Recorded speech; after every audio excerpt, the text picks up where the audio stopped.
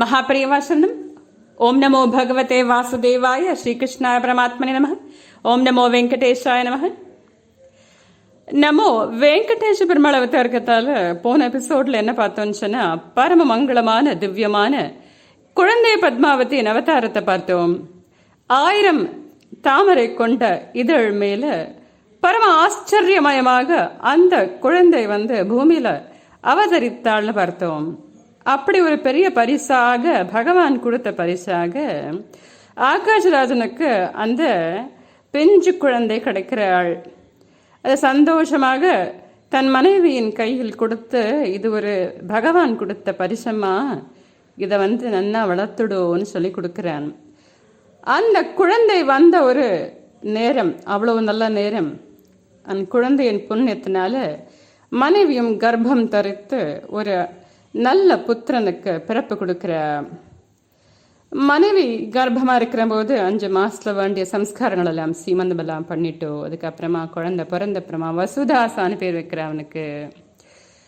அப்புறம் அவனுக்கு அந்த 12வது நாள்ல பேர் வைக்கும் இதெல்லாம் சம்ஸ்காரங்கள் எல்லாம் பண்ணிட்டோ. இப்படியாக அந்த 2 குழந்தைகளும் வளர்ந்துட்டுருக்க. குழந்தை பிறக்கிற அந்த சமயத்துல பல விதமான தான தர்மங்கள்லாம் ராஜா ஆகாஷ் ராஜன் பண்றான். அதாவது லட்சக்கணக்கான பசுக்கள், குதிரைகள், அப்புறம் நிலம், தங்கம் எல்லாம் கொடுப்பா, பொன் எல்லாம் கொடுப்பா இல்லையா, பொன் பொருள்லாம் கொடுப்பா இல்லையா, தானம் தர்மம் எல்லாம் கொடுப்பா இல்லையா, அந்த மாதிரி எல்லாம் கொடுக்குறான். அதுக்கப்புறமா 2 பேரும் குழந்தைகள் நல்லா வளர்ந்துருக்கா. குழந்தை பத்மாவதியின் அந்த ஒரு அழகு ஈடு இணையற்றது. அறிவுத்திறனுக்கு சொல்லவே வேண்டாம், ரொம்ப சுட்டித்தனம் ஜாஸ்தி. அறிவில் மிகவும் ரொம்ப ஷார்ப்பு குழந்தை, படிக்கிறதுலையும் ரொம்ப ஷார்ப்பு.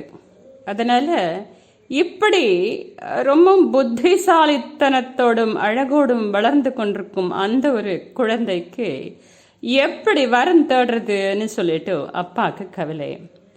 அப்பா எல்லா ராஜாவுக்கும் அந்த சொல்லுவா இல்லையா, ஸ்வயம்பரம்னு ஒரு ப்ராசஸ் இருக்கும் இல்லையா, அந்த மாதிரி தேடுறான். பட் ஆனால் அவளுக்கு சமானமாக ஒரு வர்ணம் தேடணுமே, அது கிடைக்கல. ஏன்னா அப்படி ஒரு புத்தி கூறும், இப்படி ஒரு அழகும் எல்லா விதமான ஆற்றல்களும் உள்ள அந்த பெண்ணுக்கு, அந்த ஒரு யுவதிக்கு எங்கே அந்த வரன் கிடைக்கும் அப்படின்னு சொல்லிட்டு அது ஒரு கவலை. ராஜா ஊர் போறா தேடுற போது கிடைக்கல. அப்புறமா தானாக அமையும் நுட்டு அவன் பேசாம இருந்துடுறான். அப்புறமா மனைவி ஆக்கப்பட்டவள் தாயார் திட்டுற ராஜனை, பெண் மேல கவலை இல்லாம இருக்கலன்னு திட்டுற. அப்படியும் ஆனா கிடைக்கல. இப்படியாக அந்த வரம் தேடும் படலம் போன்றிருக்கிற போது இவனுக்கு தம்பியானவனுக்கு அந்த வசுதாசாக்கு அவனும் வளர்ந்துட்டு வரான் இல்லையா, அவனுக்கு அந்த பிள்ளைக்கு வயசான இருக்கிறதுனால உபநயனம் பண்ணணும் இல்லவ. இதற்கு முன்னாடி தாயார் இந்த குழந்தைக்கு பேர் வைக்கிற போது பத்மத்தில் பிறந்தவள் அப்படிங்கிறதுனால பத்மாவதின்னு பேர் வைக்கிறார். உபநயனம் செய்யும் நேரத்தில் பெண் குழந்தையான பத்மாவதிக்கும் கல்யாண வயசு வந்துடுறது. இது சொன்னேன், அதுக்கு ஏத்தாப்புல வருணம் பார்த்துட்டுருக்கா. இப்படி ஆயின்றிருக்கிற போது ஒரு நாளைக்கு அந்த குழந்தையாகப்பட்டவள், அந்த இளம் பெண்ணான அந்த பத்மாவதி ஒரு பக்கத்தில் இருக்கக்கூடிய ஒரு வனத்துக்கு போகிறான். அங்கே போய் புஷ்பங்கள் எல்லாம் பறிச்சுட்டு வரலாம் அப்படின்னு சொல்லிட்டு தன்னோட சகிகளோட சேர்த்து போகிறான். சகைகளோடு சேர்ந்து போகிற போது அங்கே இருக்கக்கூடிய அந்த அழகான மரங்கள் எல்லாம் பக்கத்தில் போய் பூ பறிச்சுட்டு இருக்கிற போது ஒரு வயசான ஒரு வயோதிகர் அங்கே வர்றார். அது யாருன்னு பார்த்தா நாரதர். நாரதர் தன்னோட ஒரிஜினல் ஃபார்மில் வராமல் ஒரு வயோதிகர், ஒரு விருத்த வேஷத்தில் அங்கே வர்றார். அங்கே வரபோது இளம் பெண்ணான பத்மாவதி தாயார் பார்க்கிற அந்த வயோதிகரை பார்த்துட்டு சகிகளை பார்த்து கேட்குற, ஹே சகி, இங்கே ஒரு வயசான ஒரு பிராமணர் வந்திருக்காரு, ஆறு கொஞ்சம் பாருங்கோ அது வந்து அவர் எதுக்கு இந்த பக்கம் வந்திருக்காரு கேளுங்கோ அப்படின்னு சொல்லிட்டு ரொம்ப ஆச்சரியமயமா கேட்குறேன். அப்படி கேட்குற போது சகைகள்லாம் கேட்குறா போயிட்டு, நீங்கள் யார் இந்த பக்கம் வந்திருக்கல, என்ன விஷயம் உங்களுக்கு என்ன வேணும்னு சொல்லிட்டு விசாரிக்கிறேன். அப்படி விசாரிக்கிற போது அவர் நாரதர் பேச ஆரம்பிக்கிறார். நீங்கள் பிறந்த குலத்துக்கு குருன்னு வச்சுக்கோ, உங்கள் குலகுருங்கிற மாதிரி தான் நான். அங்கே இருக்காள உன்னோட சகையாபட்டவள், அவள் வந்து என் மகள் மாதிரி அப்படின்னு சொல்லிட்டு அவளை கூப்பிடு, நான் அவளை கையை பார்த்து சொல்கிறேன். எனக்கு வந்து என்னால் அப்போ நாரதர் சொல்கிறார், என்னால் எதிர்காலத்தை வந்து பார்த்து சொல்ல முடியும், உன் சகியை வந்து கூப்பிடுன்னு சொல்லிட்டு அவர் சகியை கூப்பிடுறாரு. அப்போ அவளை பார்த்து பேசுகிறார்.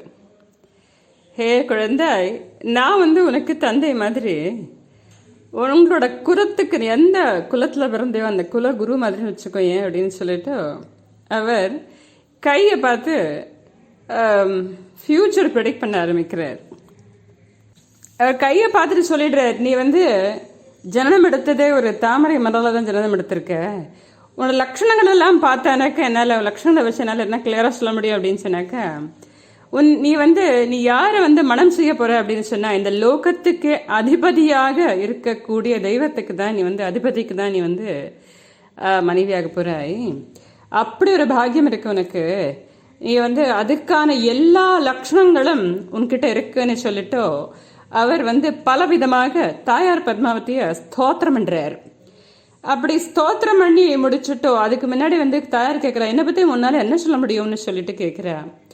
கேட்ட அப்புறமே நாரதர் வந்து பலவாறாக தாயார் வந்து ஸ்தோத்திரம் பண்ணிட்டு, இப்படி உனக்கு வரக்கூடியவரன் வந்து உலகத்துக்கே அதிபதியாக இருப்பார், லோகத்துக்கே அதிபதி அப்படின்னு சொல்லிடுறார்.